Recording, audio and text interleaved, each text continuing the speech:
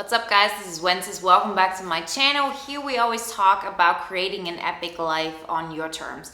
And today we want to talk about healthy boundaries. And I'm gonna tell you the 5 truths nobody tells you. Those are counterintuitive at first. This is nothing I have read anywhere. Those are all observations I've made, things that I've learned from my life that made a huge difference and that helped a lot in my success, in my overall epic life creation. Before we get started, remember to sign up for the free mini course on epic life creation. The link is in the bio. And if you want to work with me, all the information is there as well. But now let's get into the topic. So the first truth is there is no right or wrong. There is no such thing as those boundaries are healthy, those are not healthy, this makes sense, this doesn't make sense. You have to stop looking for an answer on the outside of what is considered healthy and what is not. Because all of us who do have unhealthy boundaries, and I have been on the spectrum for a very long time, and I'm getting to a point where it's really, really good. I'm getting so good at it, and it really made a huge difference, not only in my relationships, but also in my business, in my overall life. And I really want you to be aware that the main thing I had to learn is there is no right answer. If you're looking for something to justify the way your boundaries are right now, you'll find it. If you keep looking for something that'll justify that your boundaries are wrong, you'll find that as well. So why even change boundaries? Well, most of the time it's because we do not have healthy relationships. We don't feel valued, we don't feel loved, we don't feel appreciated, and our life seems stuck. That's why it's so important to look at them and really change them based on where you want to go. And this is where we come to truth number 2, which is since there is no right or wrong, once you decide that you want to change some boundaries, most of the time it's going to be that you're stricter with boundaries. It's gonna feel icky, it's gonna feel uncomfortable, because the only thing that does feel comfortable are our current boundaries. And the funny thing is that so many believe, well, actually, I think my boundaries are too strict. I don't allow many people in. I barely have any friends. I'm isolated. Well, guess what? It's because your boundaries aren't strict enough. That's why you keep doing this. Because if they were strict, you wouldn't be afraid of people coming in, because you know no matter who comes into your life, they will have to obey your boundaries because you are sticking up for them. So that's a really, really interesting part that I think a lot of people misunderstand. So be aware, when you change your boundaries, it's gonna feel uncomfortable. It's gonna feel like you're being selfish. It's gonna feel like you're just caring about yourself. But those are the steps we have to do, because as I said, if we felt that the new boundaries were who we were supposed to be, if that felt like our normal, our boundaries would be different. So be aware of that and don't be afraid. Stay in the uncomfortableness, it will get better. And then we come to truth number 3, which is stricter boundaries, more trust, better relationships. So the first thing you're gonna recognize once you start applying stricter boundaries is that it's gonna feel like people are much more distant to you than they used to be before. It will feel like that now for the first time you kind of don't know what people are doing. You feel like you're pushing them away. You feel like we don't have a connection anymore. But that's the first step, because what you're doing is actually saying, I'm going to take up this space of my life. I'm going to be the center of it. And everybody who wants to live in my reality has to play by my rules. Remember, you're not forcing anything on anybody. You know why so many people think, oh, I can't do that. Then I'm forcing people to do what they don't want to do. You feel that because you think that other people have that power over you as well. Well, they don't. You have the power to say, I'm going to be in the center of my life. Everybody who wants to be in my life has to play by those rules. And we'll talk a little bit later exactly how to apply that. But remember, you're setting up this play. You're setting up this movie. You're the center of this movie. And then you're saying, everybody who I allow in my world has to play by my rules. They are supposed to be the leading character in their movie. And you're supposed to be the leading character of your movie. The other person is going to be a really great coworker, your father, your best friend, your partner, but you're going to be the center. That does not mean that for the coworker, you have to be the most important person, or only your opinion matters, or that your partner has to look at you and you have to be the one who decides everything. Because in the end, it's supposed to be like this. You say, this is what I want. The other person says, this is what I want, and then you find a compromise. But if you are already making decisions for others by saying, well, they don't like that music, so I'm not even gonna suggest that we listen to the music I like because I know the other person doesn't like it. Well, do you really like that person's music, or is it more of saying, well, I don't care if I have to adapt? See, making little examples like this are very, very good because you might think, oh, it's just music, but you will see that this applies to every area of your life. How much you value your own growth, how much you value your career, how much you value your relationships, and how much you value to be valued by others. You have to put those boundaries in place. Truth number 4 is you have to make a plan. So many people say, well, I just gotta have stricter boundaries, but that's where it stays. And what you do is you kind of look at people all around and you say, well, I don't want to be treated this way, so now I'm gonna say something. You haven't really created a plan for your action. And you also have to understand that for different people, different boundaries apply. You will have different boundaries with coworkers or maybe people that you're leading than boundaries you have with your friends and your parents. And it's totally okay to say, I want those people to protect my boundaries in this area, but when I'm with my friends, I don't need them to protect me in this area because I actually want something else out of the situation. Let me give you an example. If you're leading a group at work, for example, or you just got a promotion and you used to be friends with everybody at work and now you have to take on the leadership, you have to take on the responsibility, and you have to get into a position where you feel like people respect you, you're not being mean or controlling, but you're the one who sets the tone. And this is very hard for many people because then you feel like, what about the friendship dynamic? What about the peer dynamic? Well, you have to make a trade-off.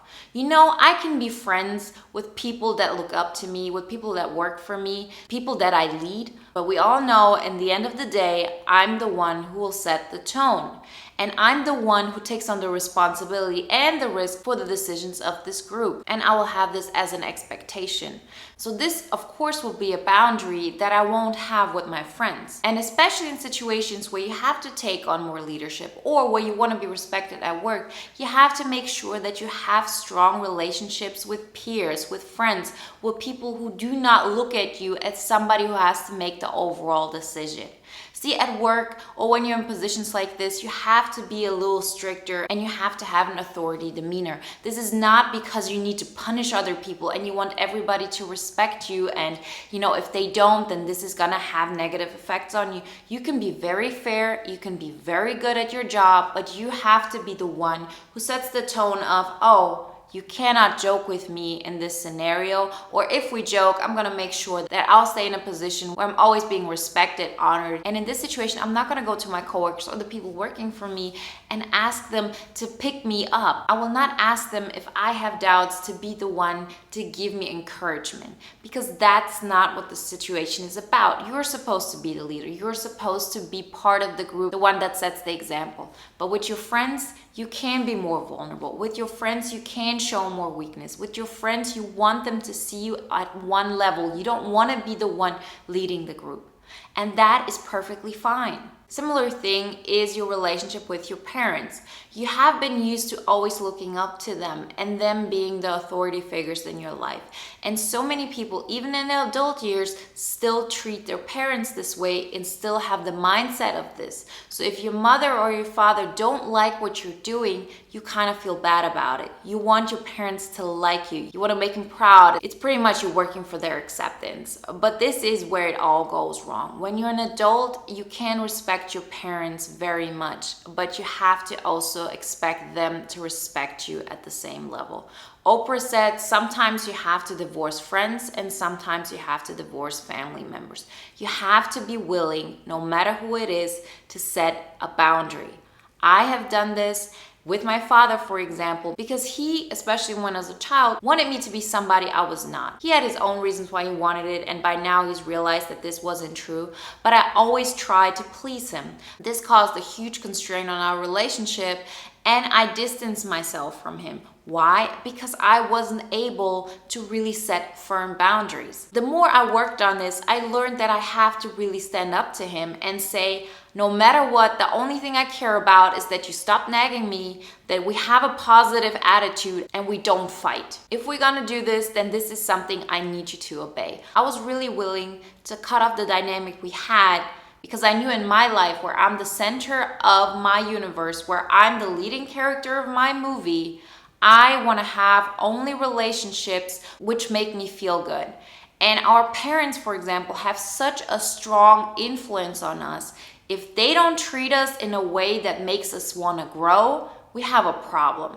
And that does not mean that I told my father, I will never talk to you again. It just means that he really felt, I do not respect you if you don't respect my wishes. Keep that in mind. This is the same thing when it comes to friends. This is the same thing when it comes to coworkers. This is the same thing in everything you do. You have to be the one who sets the tone and really make a list. Say, this is what I expect my coworkers to see in me. This is how I want them to treat me. And if people don't see you the way you want to be seen, then those people do not belong into your life.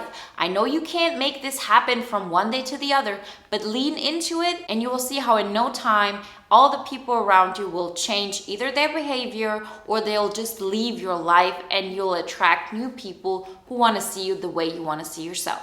And the fifth truth is put action behind those plans. So let's say we have those 4 categories. We have work relationships, family, friends, and intimate relationships. Once you've made a list of how you want to be treated and really look at it from a perspective of, if I was the most selfish person in the world, if I would get everything I want, this is what I would want. Like, really write that down and be willing and ready for it to feel uncomfortable. It has to be. If it would feel comfortable, then those would be your current boundaries. It has to be something where you don't feel like that's something you deserve. So for example, let's say you're in a relationship and you want to get presents. You see your best friend, she gets presents all the time because she demands it. But I just care about our love. I just care about our good communication. I just want to be there to support you. And I never ever would ask for presents. But still, when you look at your friend getting presents, how does that make you feel? Don't you feel like that's something you would also want?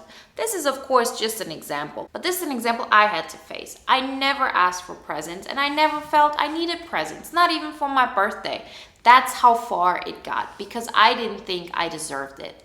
And I really had to say, from now on, everybody that wants to be in a relationship with me or everybody that I would consider dating, they have to know that I expect them to really take care of me in this way as well, because I want to feel good.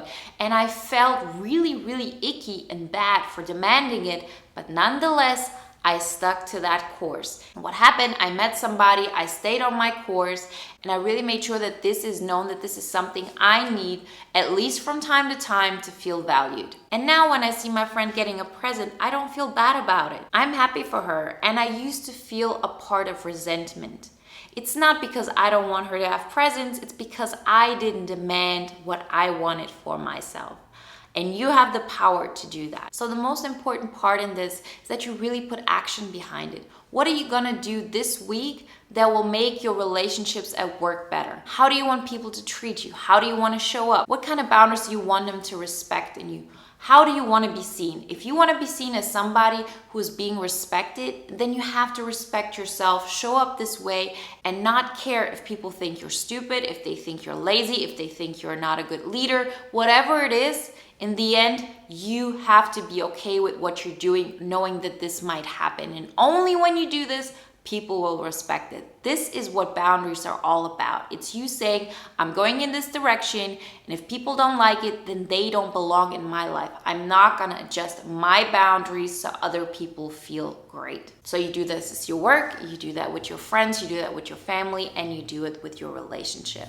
And I used to really have weekly tasks that I said to myself, this week when we're going to the movies, I'm gonna make sure I'm gonna say what kind of movie I wanna watch. When it's about what are you gonna do this weekend, and I actually wanna work on something that's for me, I will tell my friend that asked me to go to the beach, because I'm okay with her thinking that I'm a boring person, because for me, this is the most important thing. And the list goes on and on. So let me repeat that so you don't forget. The first one is understand there is no right or wrong. There is no this boundary is okay and this one isn't. So stop looking for examples that you can copy. You can take inspiration here and there, but you are a unique person and you're the only one who knows which boundaries will make you feel good. The second truth is to understand that when you change your boundaries, when you make them stricter, it's going to feel uncomfortable. It's gonna make you feel like you're selfish. It's gonna make you feel like you're not giving, but that's okay. It has to have that kind of feeling, because only through that you can change your current beliefs about what is right and what is wrong, what makes you feel good and what doesn't. And don't be afraid. If you go overboard, you'll know it sooner or later. And don't be afraid to go overboard, because even if you do, and don't be afraid to go overboard, because once you do, you're just gonna adjust it. What's the harm? Rather go overboard one time, apologize, and then adjust, than to always be in a position where you're always the last person you take care of. Truth number 3, the stricter the boundaries, the more people you'll have in your life. The stricter the boundaries, the more trust you have in your life. The stricter your boundaries, the more harmony in your relationships. It's not the other way around. You're not gonna be a tyrant, you're not gonna be a beast. You're actually giving the relationship the best possibility to grow. Truth number 4, create a plan for all the 4 sectors I talked about, which are work relationship, family, friends, and intimate relationship. And truth number 5 is really put action behind it. Every week, what is the action plan to improve your boundaries in each of those areas? Once you do this, you will see not only a huge change in the relationship dynamics, you will see a huge change in the self-confidence that you have in all areas of your life, even if it comes to something like creating money, your own business, or living out your passion. We're here to live an epic life, and boundaries are a huge part of it. If you haven't done this so far, sign up for the free mini course in Epic Life Creation. And if you want to work with me, all the information is in the description as well. I wish you a great day, and I'll talk to you next time. Bye.